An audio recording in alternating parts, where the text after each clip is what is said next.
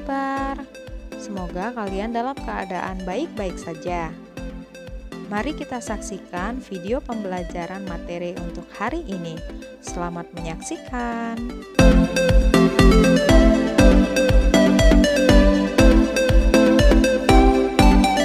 Lahirnya VOC. Pada tahun-tahun berikutnya, pedagang Belanda yang datang ke Indonesia semakin banyak. Hal ini mengakibatkan terjadinya persaingan dan pertikaian di antara pedagang Belanda. Karena adanya perselisihan antar pedagang di negara-negara Eropa, yaitu Spanyol, Portugis, dan juga Inggris, di samping itu pula ada persaingan perdagangan antar perusahaan Belanda yang sangat keras.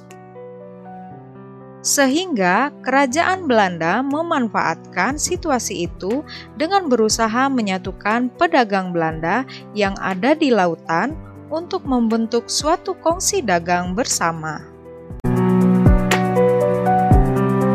Permasalahan ini mendapatkan perhatian khusus dari pihak pemerintah Belanda atau kerajaan Belanda.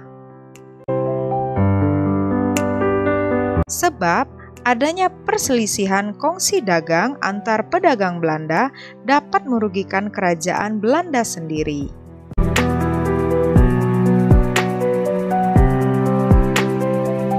Untuk memenangkan persaingan dagang dengan bangsa Eropa lain maupun dengan sesama bangsa Belanda sendiri, pemerintah Belanda membentuk Persatuan Dagang.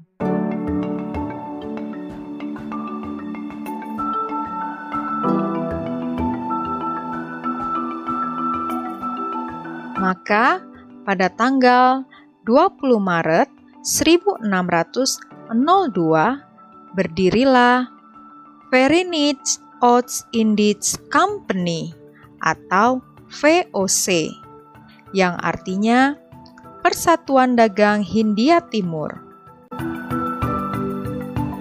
Selain mencari keuntungan yang sebesar-besarnya, tujuan lain didirikannya VOC adalah untuk memonopoli perdagangan pada saat itu, ketika terjadi perlombaan dan perebutan pedagang, terutama perdagangan rempah-rempah dari timur termasuk Indonesia di antara penjajah barat seperti Spanyol, Portugis, Inggris, Prancis, dan Belanda.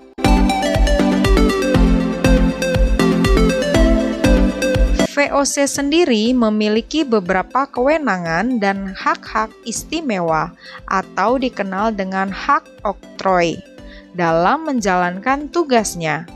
Antara lain, VOC membentuk sebuah angkatan perang sendiri yang terbilang sangat kuat. VOC juga melakukan monopoli perdagangan antar wilayah, seperti antara Tanjung Harapan sampai Selat Magelhaens. VOC juga mencetak dan mengeluarkan mata uang sendiri untuk melakukan perdagangan. VOC juga mengadakan perjanjian-perjanjian dengan raja-raja setempat untuk memperluas kekuasaannya. VOC memerintah di negeri yang sedang dijajah. VOC juga dapat melakukan peperangan kapanpun juga. VOC berhak mengangkat dan memberhentikan pegawai secara sepihak.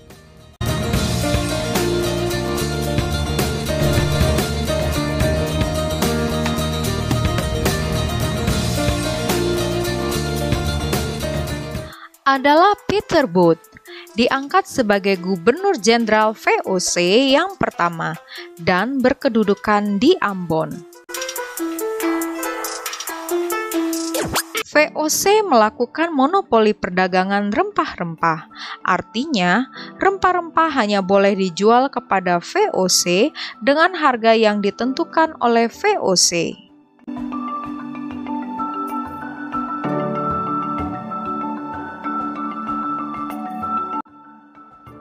Ketika Jan Pieter Jonkun yang menjadi Gubernur Jenderal VOC, pusat VOC dipindahkan dari Ambon ke Jayakarta atau Jakarta pada tanggal 31 Mei 1619.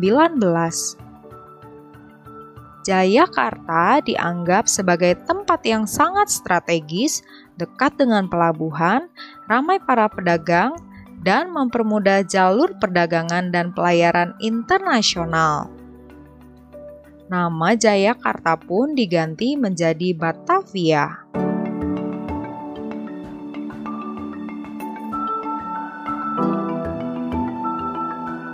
VOC merupakan perusahaan multinasional pertama di dunia. Jika dibandingkan dengan masa sekarang, kebesaran perusahaan VOC disetarakan dengan gabungan 20 perusahaan terbesar di dunia pada saat ini, seperti Apple, Amazon, Netflix, Samsung, dan perusahaan lain. Bisa dibayangkan betapa kayanya VOC pada masa itu. Betapa tidak, karena hampir seluruh perdagangan di dunia dimonopoli oleh VOC.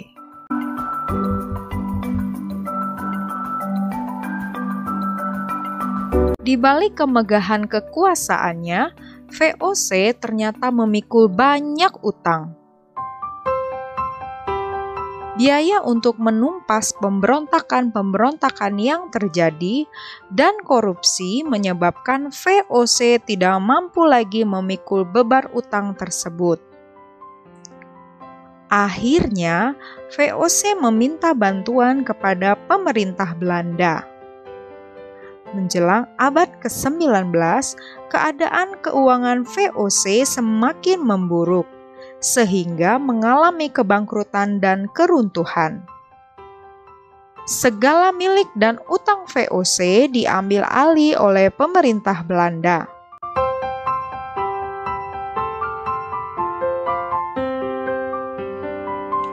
Akibatnya, pada tanggal 31 Desember 1799, VOC dibubarkan. Kemudian, kekuasaan VOC di Indonesia diambil alih oleh pemerintah Belanda. Dari materi kali ini, kita belajar untuk selalu bersikap jujur dan tidak melakukan korupsi. Mazmur 24 ayat 4-5 berbunyi demikian. Orang yang bersih tangannya dan murni hatinya, yang tidak menyerahkan dirinya kepada penipuan dan yang tidak bersumpah palsu, dialah yang akan menerima berkat dari Tuhan dan keadilan dari Allah yang menyelamatkan dia. Selama masih ada kesempatan, marilah kita hidup untuk menjadi berkat bagi semua orang. Sekian video penjelasan untuk materi kali ini. Sampai berjumpa lagi di materi selanjutnya. Terima kasih. Bye.